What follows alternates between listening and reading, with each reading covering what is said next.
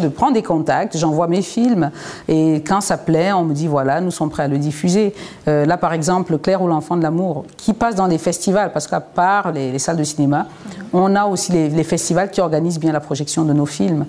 C'est pour ça que pour les Africains, aller dans les festivals, c'est un must, parce que ça permet au moins qu'on voit les films que vous avez tournés.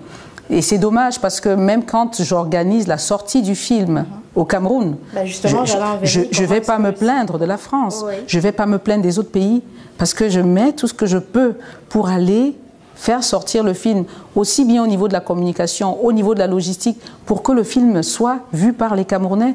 Mais je me rends compte que les gens prennent toujours la raison de dire il n'y a pas de salle. Mais je leur dis mais ce film va être projeté dans une salle, venez, remplissez-la. Et quand elle va être remplie, je suis sûre qu'il y a beaucoup de gens, beaucoup d'opérateurs économiques qui vont voir qu'il y a de l'argent à faire dans les salles de cinéma et ils vont relancer les salles. Ils vont nous en créer de nouvelles. Mais il y a encore ce blocage-là. Les gens ont du mal à aller au cinéma. Mais ce que je peux dire, c'est qu'on ne peut pas... Il y avait le Vouri et tout ça. Ça, c'était avant. Moi, c'était un culte d'aller au cinéma tous les samedis. J'imagine que ceux de mon âge, avant la fermeture des dernières salles, c'était une sortie obligée le week-end. Et pendant les anniversaires, quand on va aller jouer avec s'amuser avec ses amis, on va au cinéma, après on va en boîte, ou alors on va au chantier, on va manger quelque chose avant de rentrer chez soi. Mais aujourd'hui, je pense qu'il y a d'abord ce pas, cette éducation même d'aller au cinéma. Il faut que les gens se disent, je peux bien sacrifier 1000 francs au lieu d'aller prendre une bière, au lieu d'aller m'asseoir et manger pour pleurer après que je prends du poids. Il y a aussi un problème de salle. C'est vrai que récemment, on a appris qu'au Cameroun, il y a une salle. Bon, non, ça, c'est un autre problème. Je suis d'accord. Il faut une nouvelle salle. Non, mais on dit ça depuis combien d'années? On dit ça depuis combien d'années? Ça fait 20 ans qu'on vous dit qu'il n'y a plus de salle. Mais on ne va pas s'arrêter. On ne va pas rester là-dessus. Mais depuis 20 ans, les Camerounais produisent des films. Mais où est-ce qu'on les regarde? Dans des salles. Que les gens montrent même déjà l'engouement d'aller regarder les films que nous produisons. Si je décide de projeter mon film à l'Institut français, à l'Institut Goethe, à Citabella, parce qu'il y a une salle qui s'appelle Citabella au Cameroun, qui a été, même si il n'y a pas, on ne la présente pas trop, ça aussi je le déplore, qu'on n'en fait pas une grande publicité. Si quelqu'un vous dit j'ai fait un film, il va être projeté, chacun doit faire son travail. Chacun doit faire son travail. Moi je suis productrice, je fais des films, et quand je dis que je projette, ce que je souhaite, c'est que le public prenne sa responsabilité d'aller voir ce film. Ça ne sert à rien de t'asseoir chez toi et de dire il n'y a pas de salle. Mais mon film va être projeté dans une salle. Ta responsabilité de public, c'est d'aller voir ce film. Sinon, pourquoi est-ce qu'on produit? Et vous voulez que les Français aient envie de regarder nos films, alors que les Camerounais n'y vont pas. Une autre réalisatrice camerounaise dont le travail est apprécié comme le vôtre, c'est Joséphine Dagnou. Oui, Joséphine Dagnou. C'est une amie. Joséphine Dagnou. Dagnou, oui. D'accord. Vous avez déjà travaillé ensemble? Oui, on a travaillé à la CRTV ensemble. Elle était réalisatrice quand je l'étais aussi, et parfois on faisait des émissions ensemble. Elle a fait Paris à tout prix, long métrage, et elle a été l'une des actrices très en vue parce qu'elle a tourné dans les tout premiers téléfilms qui ont été faits à la CRTV avec comment on appelle la fille du... on l'appelait comment? Ntazibi dans L'étoile du Noudi. Et puis elle a déjà fait Ginette.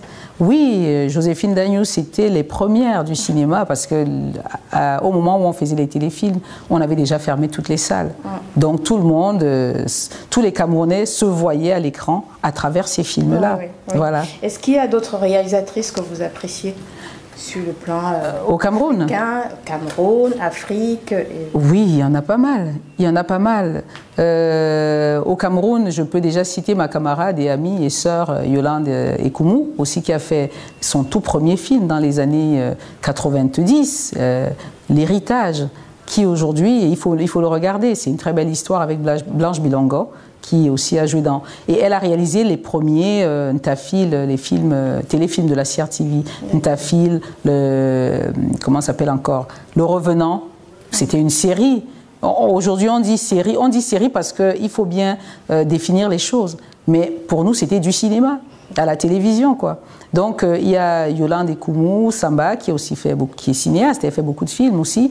Je peux citer au niveau des jeunes, il y a beaucoup de jeunes, je pense à Françoise Elon avec son Waka qui est en train de faire le tour. Puis il y a une jeune aussi ici, Patricia Kwende, que je retrouve dans les festivals, qui a fait quelques courts-métrages aussi. Et la jeune Christa Eka, qui a gagné beaucoup de prix avec son court-métrage. Il y a beaucoup de jeunes cinéastes camerounaises, des Camerounaises comme des Camerounais, qui font de belles choses. En Afrique, Fanta Nakro, j'ai vu son dernier film au festival à Tazama au Congo. J'étais sciée, elle est formidable. J'en connais d'autres. J'en connais d'autres. Bon, maintenant que vous me le dites, j'ai pas fait une liste, mais il y en a pas mal. Il y en a pas mal. Il y a beaucoup. Des projets à court terme avec vos films, vos documentaires. Oui. Là, oui, Claire ou l'enfant de l'amour va faire sa sortie française là, le 25 novembre. Le 25 novembre, il va être projeté dans la ville de Saint-Thibault-des-Vignes, dans le 77, au centre culturel Marc Brinon, vendredi 25 à 20h30. 25 novembre. 25 novembre à 20h30. Ce qui est un must. Moi, je suis contente parce que distribuer ces films en Île-de-France, c'est pas évident. Il est sorti, il a été vu au Maroc, il a été vu au Cameroun, à Ouagadougou. Maintenant, en France, il va continuer son petit bonhomme de chemin. Le dos de la veuve continue le sien, voilà. Et je suis actuellement en train de produire un jeune réalisateur, William Landry, à Déchet, Camerounais, un jeune Camerounais qui a écrit sa série de 50 épisodes un shotcom qui s'appelle Jane and Mary. Là, je vais aller, je suis invitée au Festival des Arts et de la Culture. Je vais y aller pour animer un stand et faire quelques conférences. Et je vais en profiter pour présenter les acteurs principaux de cette série qui va bientôt voir le jour.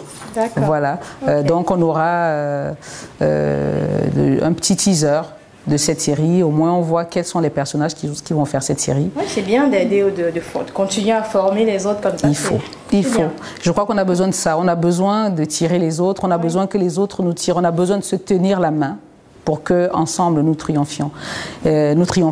Et aussi, je suis en train de préparer une série. Je n'appelle pas ça une série. On va dire un feuilleton en 7 épisodes sur une histoire postcoloniale entre le Cameroun et la France, qui est adapté du roman de François Oloabiloa, Pana, mon amour. C'est comme ça que ça va s'appeler pour le moment. Donc on voudrait en faire une grosse série comédie musicale à la camerounaise, pourquoi pas. D'accord, donc voilà, il y en a toujours. Mais c'est qu'il faut que les projets voient le jour. Donc il faut les travailler au quotidien. Pendant que je fais une chose, j'essaie d'avancer avec l'autre. Ok, voilà. Une femme dynamique. Je sais pas. Je fais ce que je peux. Alors, un conseil justement aux jeunes, là, vous formez ce jeune réalisateur, un conseil à d'autres jeunes qui aimeraient exercer le métier de réalisation? Voilà, j'ai toujours dit aux jeunes que j'ai eu autour de moi d'avoir l'humilité d'aller vers les anciens.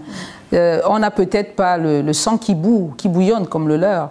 On n'est peut-être pas arrimé comme eux aujourd'hui sur la haute technologie, mais les anciens réalisateurs ont toujours le savoir-faire que l'expérience leur a apporté. Et c'est toujours bien de faire lire même leurs projets.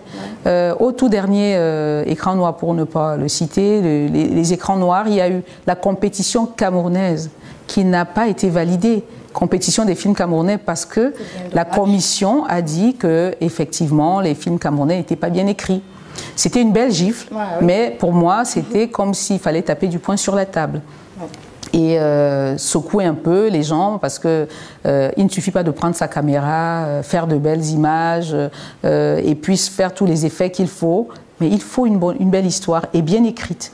Il y a l'histoire, il y a le scénario qui est la technique d'écriture, de présentation de cette histoire, le récit de cette histoire. Il y a une manière de le faire. Et je pense qu'il faudrait tout simplement que ceux qui ont déjà la passion, ce qui est un plus, tu as déjà la passion de ce métier, il faut faire la formation nécessaire, prendre tout simplement le temps de faire la formation, de faire lire les projets, parce que un bon réalisateur fait lire son scénario, enfin un bon scénariste, ou alors un réalisateur qui veut tourner son histoire. Il a fait lire par au moins 10 personnes qui ont pour recueillir, pour avoir des avis. Oui. Parce que parfois, vous n'avez pas le recul nécessaire pour savoir si vous avez bien écrit. Mais j'ai comme l'impression que beaucoup de gens prennent plaisir à garder leurs histoires, leurs scénarios par devers eux, parce qu'ils disent on va me le piquer. Mais non, on ne pique pas les scénarios comme ça. Qu'est-ce que quelqu'un va faire de ton histoire? Tu l'as sorti de tes tripes, mais qu'est-ce qu'il va en faire? Il n'y aura pas le même ressenti. Il faudrait que la personne soit imprégnée de l'esprit avec lequel tu as écrit l'histoire, tu as écrit ce scénario. Et donc, je pense simplement qu'il faut avoir l'humilité et prendre le risque de faire lire à des personnes en qui on a confiance, même auprès de vos familles. Donner aux membres de la famille, parce que c'est aussi une manière de les mettre dans le métier qui est le vôtre. N'hésitez pas à donner... les avis de plusieurs personnes différentes. Voilà, ce sont les potentiels spectateurs, ce sont vos éventuels spectateurs. Quand ils vont lire votre histoire, ils vous diront « elle me plaît pas, pourquoi tu ne fais pas ci, pourquoi tu ne fais pas ça ?» Et ça vous permet de mieux réécrire votre histoire. Donc vraiment prendre le temps de travailler de cette manière-là. Je sais qu'il y a une grosse dynamique actuellement pour le cinéma au Cameroun. Il y a une très grosse dynamique, mais il faudrait que tout ça soit bien orienté, bien cadré, bien encadré, et que ceux qui sont là-dedans sachent qu'ils ne peuvent pas faire comme si ça ne commençait qu'aujourd'hui. Ben, je pense que le message est passé à travers Bengué. On va conclure en beauté avec un message en langue maternelle de votre part. Ah, langue maternelle. Oui. Ouais, moi je suis de Akoum. Santa à Bamenda, dans le nord-ouest. Okay. Un message pour dire quoi? Voilà, d'où Bamenda City. Voilà. Un message pour dire quoi? Pour m'adresser.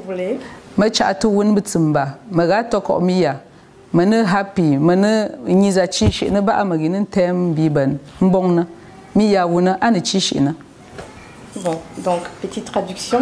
J'ai tout simplement dit que je remercie tout le monde, je remercie ceux qui m'ont écouté et je remercie aussi ceux qui m'ont donné l'occasion de parler et je vous souhaite de rester bénis.